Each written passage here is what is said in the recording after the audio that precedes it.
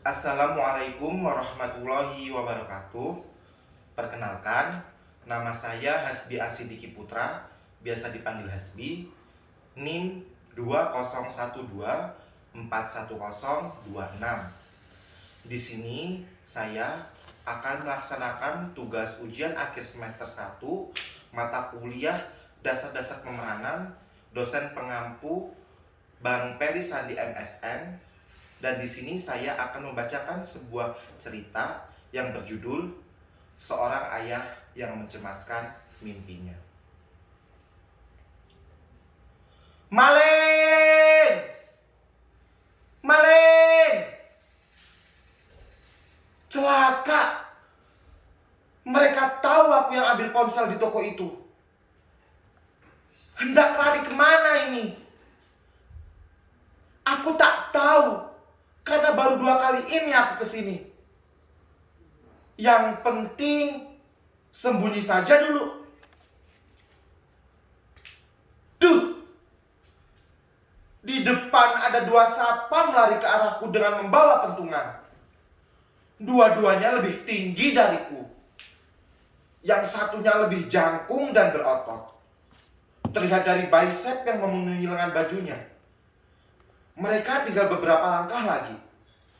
Mungkin cukup dengan merunduk, bergerak maju, berbalik, dan menendang lutut mereka akan efektif melumpuhkannya.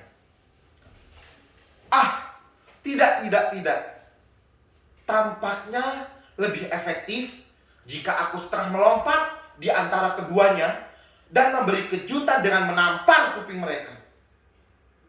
Pukulan mendadak ke organ sensorik, seperti telinga, akan membuat mereka kehilangan keseimbangan. Mungkin salah satu dari mereka akan sempoyongan karena didorong oleh tenaganya sendiri saat dia sedang berlari. Saat begini, aku harus berterima kasih kepada kakek Supriyatna yang dulu memaksaku belajar berlatih silat. Meskipun cuma silat dasar untuk membela diri saja. Katanya sih, aku itu memang berbakat menjadi pesilat. Sayangnya, aku lebih senang main layang-layang dan berenang di sungai saja. Tapi, cukuplah punya ilmu silat tipis-tipis untuk melumpuhkan 2 satpam ini. Perhitunganku kurang tepat. Lincah juga satpam jangkung ini. Meski sempat terjongkok setelah aku tampar kuping kanannya, dia langsung bangkit. Sementara temannya mengerang terguling di lantai setelah menabrak tiang listrik itu. Si jangkung langsung berlari kencang menyerang balik. Amarahnya sangat mendominasi. Biasanya, orang seperti ini hanya mengandalkan tenaga untuk membalas sehingga gerakannya kurang terkontrol. Ini paling pas kalau aku menghindari ayunan pukulannya dengan merunduk ke sisi kanannya sembari memutar badan, lalu menyapu kedua kakinya dengan kaki kiriku. Meskipun refleksku tak sebagus masa remaja dulu ketika rajin berlatih silat, ini masih lumayan lah. Mungkin ya karena aku rajin mencangkul di sawah sehingga otot-ototku ini masih terjaga. Bener kan? Dia langsung terjengkang dan ambruk. Mumpung dia belum sadar sepenuhnya, aku harus segera menusukkan siku kanan ke dadanya. Jangan sampai kena ke ulu hati, karena itu bisa membunuhnya. Lalu menguncinya dengan menekan lehernya menggunakan tangan kiri. Sementara itu, tangan kananku terkepal dan terangkat untuk mengantisipasi siapa tahu dia melawan balik. Namun, dalam kondisi seperti ini, kemungkinan itu hanya 1/4 dibandingkan dia menyerang. Napasnya tersengal-sengal. Lenganku bisa merasakan nadi dan detak jantungnya yang mengurung. Jika batang lehernya aku tekan sedikit lebih keras, dia bisa tamat. Ingat, Aku hanya tak ingin tertangkap. Bukan untuk menghabisi satpam ini. Dia peliti kesakitan, juga susah bernapas. Wajahnya pias seperti diselimuti tanya. Kira-kira apa yang akan aku lakukan selanjutnya? Perlahan dia mengendurkan otot-ototnya. Saat bersitatap, sorot matanya mengirimkan pesan mohon ampun. Aku kendurkan juga ototku untuk memberi isyarat dia akan baik-baik saja. Tapi, ya Tuhan, begitu mendongak ke arah jalan, gerombolan warga datang menyerbu. 12, 19, waduh, mungkin puluhan. Mereka membawa senjata seadanya, palu, kayu, sapu, bahkan sendok dan garpu. Mungkin dia sedang asik makan mie ayam, lalu diajak mengejar maling, mengejar aku. Aku paling tak tega memukul orang-orang awam begini ini. Lagi pula, kakek Supriyatna tak pernah mengajarkanku jurus untuk menghadapi orang sebanyak ini. Lebih baik aku lari saja. Ketika balik badan hendak lari, dari arah berlawanan, berlarian juga puluhan orang ke arahku dengan senjata lebih kurang sama. Aku terimpit. Jangan panik. Fokus. Aku menoleh ke kiri, ke kanan. Tak ada jalan keluar. Aku menoleh ke atas. Itu ada pagar rumah setinggi kepalaku yang bisa menghubungkan ke lantai 2. Mungkin cukuplah untuk kabur dengan melompatinya, menggapai plafon untuk lantai 2, lalu lari lewat genting rumah-rumah warga. Aku mengambil beberapa langkah mundur sebagai ancang-ancang melompat. Ketika kaki sudah 2 jengkal meninggalkan bumi, sepasang tangan kekar menarik ke arah bajuku dari belakang dan mengempasku ke tanah. Aduh! Punggungku rasanya dihantam truk. Aku melihat satpam jangkung tadi menyeringai penuh kemenangan. Selanjutnya, aku yang jadi bulan-bulanan warga. Kamu pasti sudah sering mencuri di sini. Dasar, tidak tahu malu. Kembalikan HP-ku. Matiin saja dia. Dasar tidak berguna. Kalau mau HP, ya kerja. Kami sekeluarga sudah lama tidak mempunyai HP. Terakhir sekitar 1 tahun yang lalu. HP bekas. Beli di pasar ulah dekat stasiun seharga Rp150.000. Makin lama bentuknya, makin kembung seperti perutku. Dan juga seperti ular habis makan kambing. Lalu panas dan tak mau menyala lagi. Bangkainya kami pakai ganjal salah satu kaki tempat tidur yang memendek karena dimakan rayap. Teman kami, ya mereka-mereka ini, rayap, nyamuk, lalat, kadang cacing yang tiba-tiba muncul dari dalam lantai rumah. Tak punya HP, tidak pernah menjadi masalah hingga pandemi corona melanda. Apalagi sejak tahun ajaran baru, ketika anak-anak sekolah diharuskan belajar di rumah. Katanya sih, guru-guru akan bergantian datang mengajar lewat laptop ataupun HP. Itu aku dengar dari anakku sendiri, yaitu Soleha, anak tunggalku, yang mendengar kabar dari teman-temannya di kampung. Kami tak punya HP, jadi selalu ketinggalan info-info dari sekolah. Pak, minta tolong belikan HP biar Soleha bisa sekolah. Sudah sebulan lebih nih Soleha gak ikut pelajaran, kata Soleha di suatu pagi yang semestinya sejuk. Karena saat itu hawa sisa hujan semalam masih enggan pergi. Ini musim yang sangat aneh. Bulan Agustus, tapi turun hujan. Seaneh kondisi saat ini, Dulu masuk sekolah dilarang membawa handphone atau HP. Sekarang sekolahnya malah lewat HP. Pernah Solehah mengikuti pelajaran dengan menebeng lewat HP temannya? Tak sering. Mungkin cuma 2 kali saja.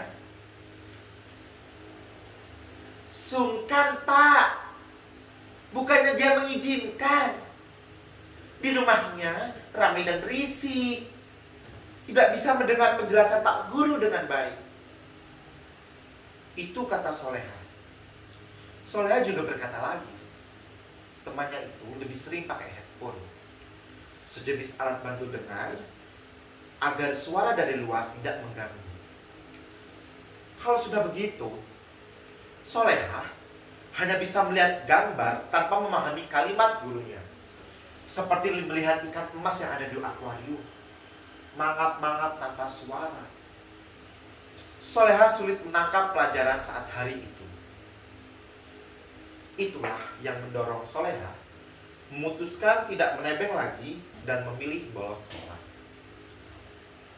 Aku juga paham kalau akhirnya dia memberanikan diri meminta dibelikan handphone. Itu pasti lantaran dia tidak menemukan jalan keluar lain. Seingatku ya, sejak lahir, Solehah tak pernah meminta apapun itu dariku. Meskipun cuma sekedar permen saja. Aku sangat bersyukur sekali kepada Tuhan dianugerahi seorang anak yang begitu paham kondisi dan derita kedua orang tuanya. Solehah lahir pada subuh yang sangat tenang. Beberapa saat setelah dia lahir, matahari bersinar sangat lembut, seperti ikut memberi selamat kepadanya. Konon, anak yang lahir pada pagi hari sangat menyukai kebersihan, lemah lembut, ramah, dan memiliki sopan santun yang mengagumkan. Dia juga sangat rendah hati dan mudah jatuh iman. Aku sebenarnya tidak terlalu percaya dengan penilaian yang cenderung berbau dengan mitos tersebut. Tapi sungguh, semua itu terjadi pada anakku sendiri. Dia juga sangat pandai sekali. Kepadanya, aku menaruh harap kelak menjadi pemutus rantai kemiskinan di dalam keluargaku ini. Kakekku, ayahku, bahkan paman-pamanku, semuanya bekerja sebagai buruh tani. Ya, buruh tani. Tanah kami habis dibeli murah oleh pengembang yang mengubah sawah menjadi perumahan. Harga rumah-rumah itu sangat tinggi sekali. Lebih tinggi dari langit ketujuh. Sampai-sampai kami tak pernah berani bermimpi untuk membelinya lagi. Tapi ya siapa tahu, kelak Solehah menjadi sarjana yang mendapat pekerjaan dengan upah berlimpah. Sehingga kami tak perlu lagi makan dengan lauk sebutir telur dibagi 3. Siapa tahu ya, Tuhan mengabulkan doa sederhana ini. Dan kelak, Solehah mampu memperbaiki nasib keluarga yang selalu terlunta-lunta. Kuncinya adalah lulus sekolah. Nah, untuk bisa lulus sekolah, dia harus rajin sekolah. Yang sialnya, sampai sekarang ini harus punya HP kalau ingin mendengar pelajaran dengan baik dari bapak dan ibu gurunya. Ya, HP menjadi kunci utama untuk mengakhiri kemiskinan keluarga ini. Oleh karena itu, permintaan Solehah untuk dibelikan HP ini sangat sulit untuk tidak dipenuhi. Tapi ini juga sangat sulit untuk dipenuhi. Kondisinya seperti terkunci dalam toilet umum. Hendak keluar tak ada jalan. Hendak bertahan, tapi aromanya bikin tak tahan. Jalan satu-satunya mengembuskan napas, lalu mencoba sekuat tenaga untuk tidak menghirup udara. Tapi bisa kuat seberapa lama? Sebagai buruh tani, upahku tak pernah bisa menggapai sebuah harga HP tersebut. Pernah aku sesekali tanya harga HP ke sebuah toko yang ada di kota. Tahu nggak yang paling murah berapa? Yang paling murah itu harganya setara dengan upahku 1,5 bulan bekerja. Itu baru terbeli jika kami sekeluarga berpuasa full 1 bulan. Bisa bahkan 2 bulan, sampai 3 bulan. Kemungkinan bisa beli HP semakin kecil. Karena sejak 4 bulan yang lalu, sudah jarang sekali pemilik lahan menyewa tenagaku untuk menanam atau memanen. Musim sedang tak bagus. Dan mereka juga mengurangi pengeluaran akibat pandemi.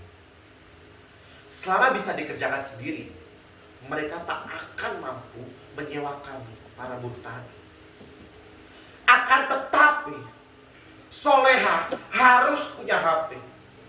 Maka, pagi itu, aku katakan bahwa dalam beberapa hari lagi, aku akan pulang membawa HP baru. Tunggu ya. Gimana caranya, Mas? Tanya istriku yang dari tadi hanya mengamati. Doakan saja ya, Dek. Selama ada keinginan, semoga ada jalan. Semua umpatan itu bersahutan bersama tendangan, pukulan, gebukan, dan udahan mereka. Aku bahkan merasa badanku melayang sebelum menghunjam ke tangan. Berkali-kali. Entah apakah bagian-bagian badan ini nanti masih berfungsi lagi. Ada yang terasa patah di bawah ketiak kanan ini. Mungkin tulang rusuk. Aku hanya bisa bersedekap melindungi organ di dalam dada. Sementara kepalaku bebas mereka hantam. Aku tidak peduli lagi dengan seluruh sakit yang sudah tak terbendung ini. Aku hanya membayangkan wajah Soleha yang baru masuk sekolah menengah pertama. Dia pasti cemas jika sampai sesore ini ayahnya belum pulang. Dia bakal lebih cemas lagi jika malam ini bakal gagal lagi mengerjakan tugas-tugas sekolahnya karena tidak punya HP. Aku sangat mencemaskan Soleha. Aku mencemaskan doaku. Dan aku sangat mencemaskan mimpi-mimpiku. Terima kasih. Wassalamualaikum warahmatullahi wabarakatuh.